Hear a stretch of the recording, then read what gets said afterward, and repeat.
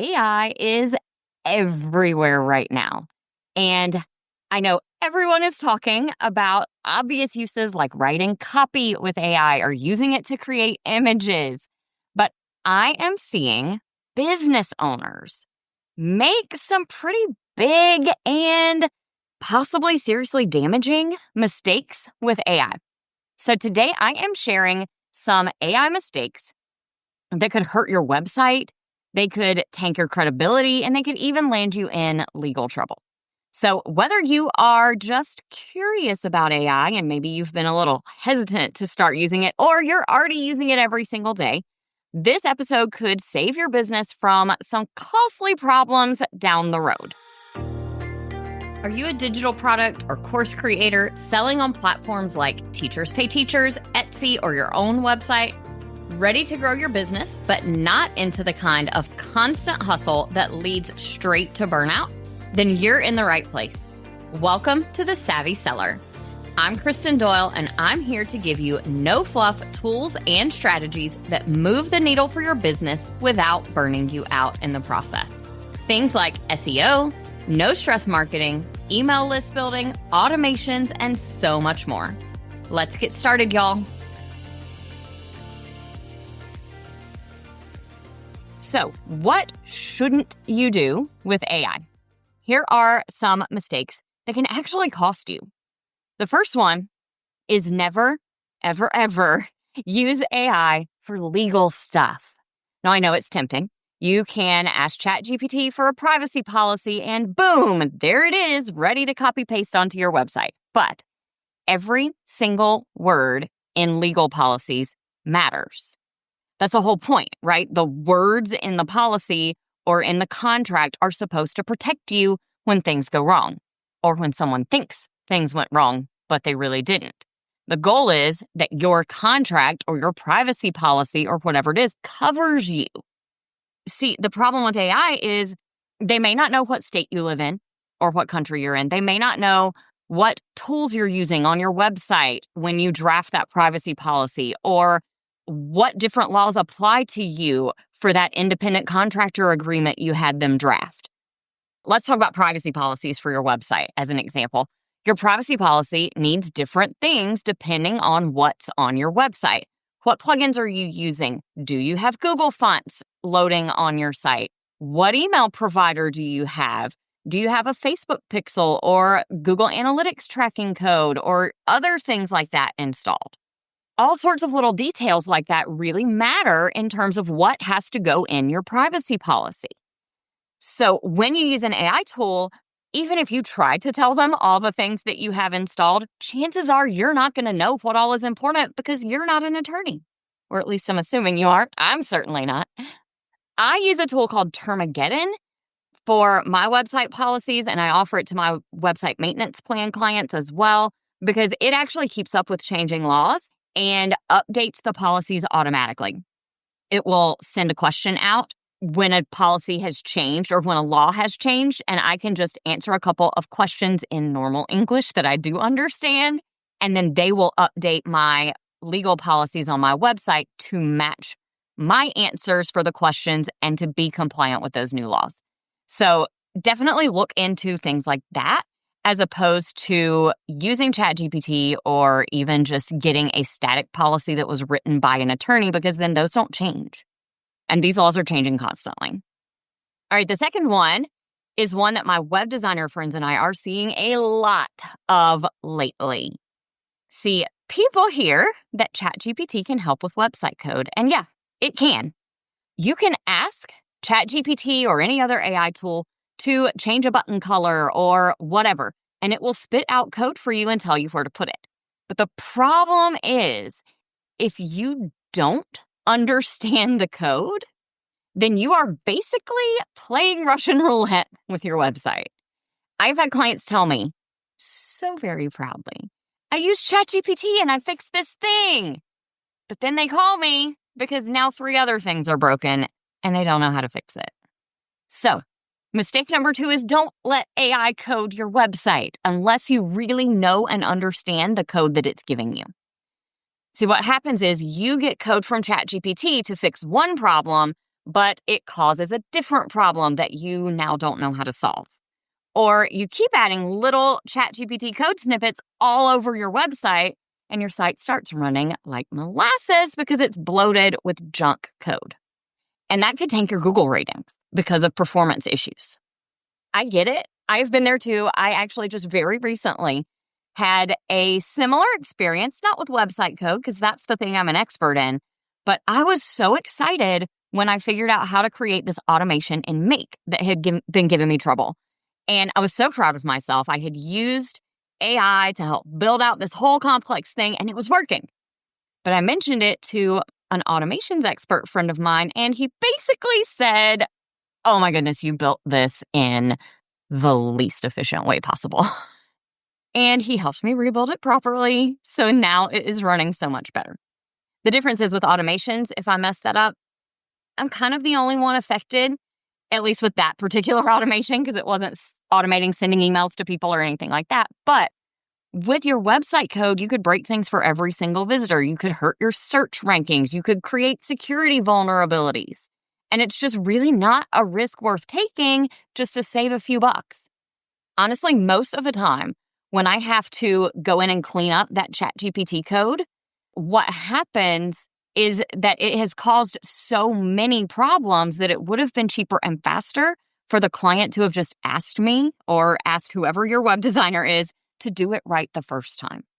If you're on one of my WordPress care plans, those little fixes sometimes are completely free, or they might, if they are charged, then they would probably be super cheap, way better than having to ask me to come in and fix something later on.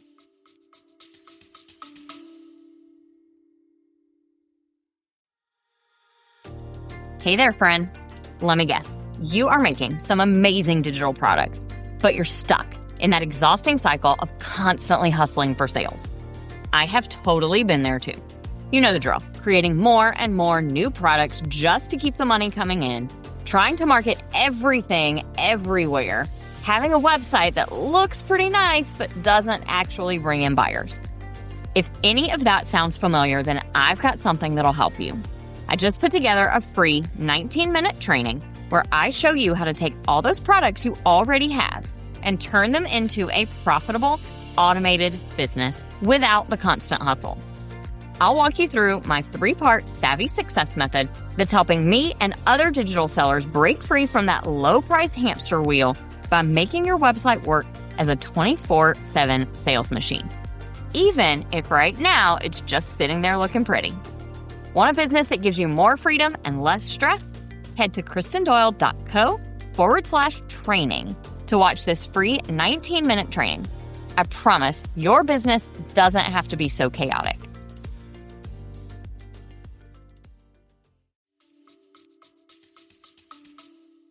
Okay, this next one is big, big, big. I use ChatGPT and Claude all the time. I am not anti-AI at all. In fact, next week's episode is going to be all about ways to use it. But don't trust AI for facts, like ever. I can't tell you how many times AI tools, ChatGPT, Claude, others, have confidently, absolutely sworn to me, even when I questioned them, that something was true when it was completely and totally false. They will tell you a setting exists in an app when it doesn't. They'll give you step-by-step instructions to do something that don't work. They will state facts that are just completely made up.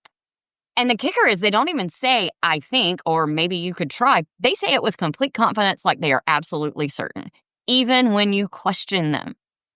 I've had ChatGPT tell me to, go find a certain setting in a specific location in an app, or walk me through exactly where to click. Go here, click this, look for this, click that. And I go to the app and that setting just doesn't exist anywhere. And when I go back and tell it, "Hey, that doesn't exist," it apologizes and gives me more wrong information sometimes.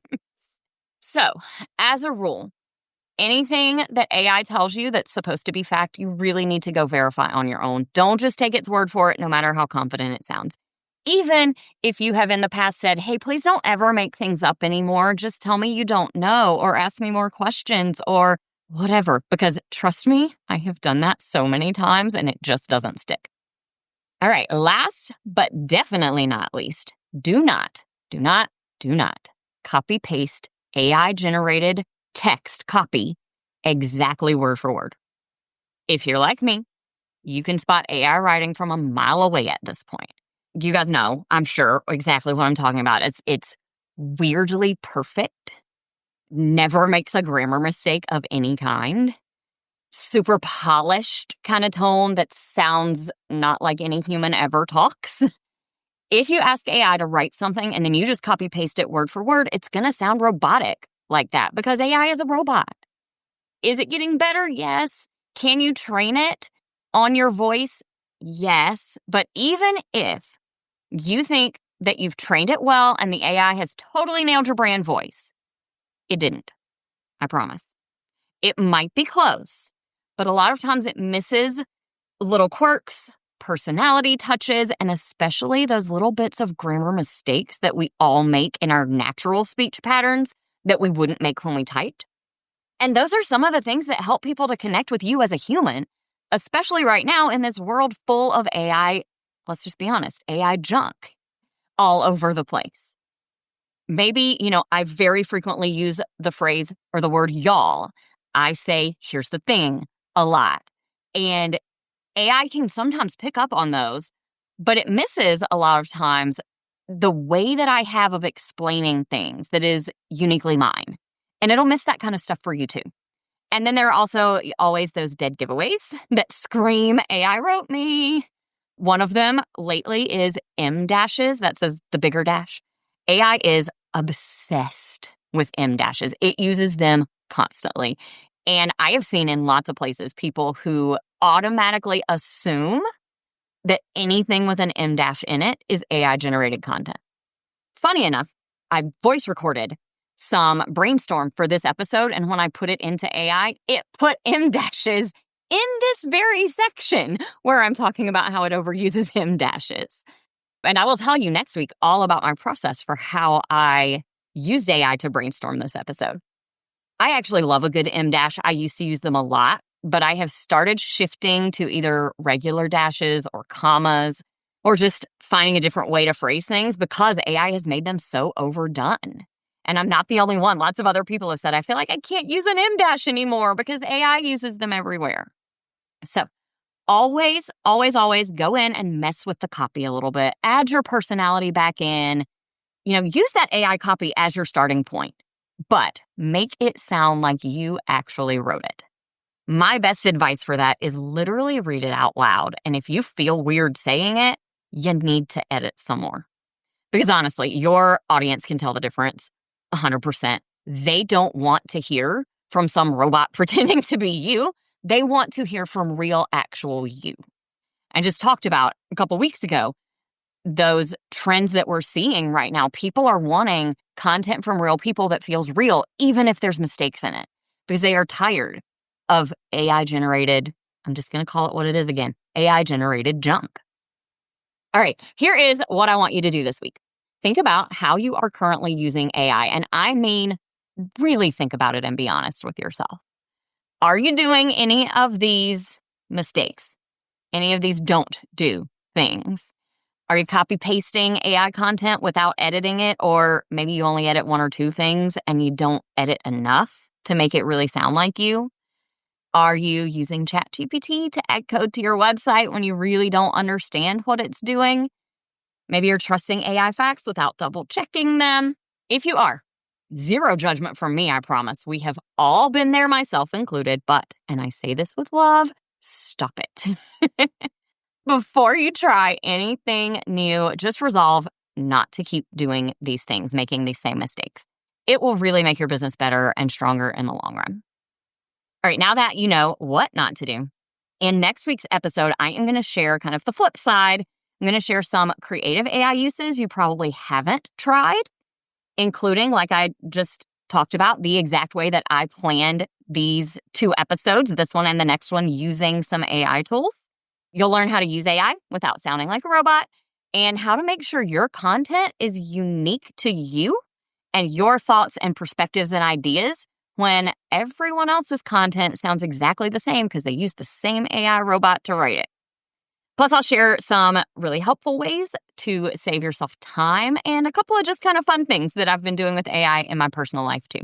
Make sure you click the follow button so you don't miss next week's episode. And while you're there, it would really make my day if you left a quick rating or a review for the show. I'll talk to you soon. If you loved today's episode and want more where that came from, check out my everything page. It's your one-stop shop for all things savvy selling. From free resources and templates to full courses and coaching, you'll find everything I offer to help your business shine in one handy place. You can also get all the details about my web design and WordPress maintenance services to keep your website as polished and savvy as your products. Just head over to kristendoyle.co/everything, or you can find the link in this episode's show notes. See you in the next episode of The Savvy Seller.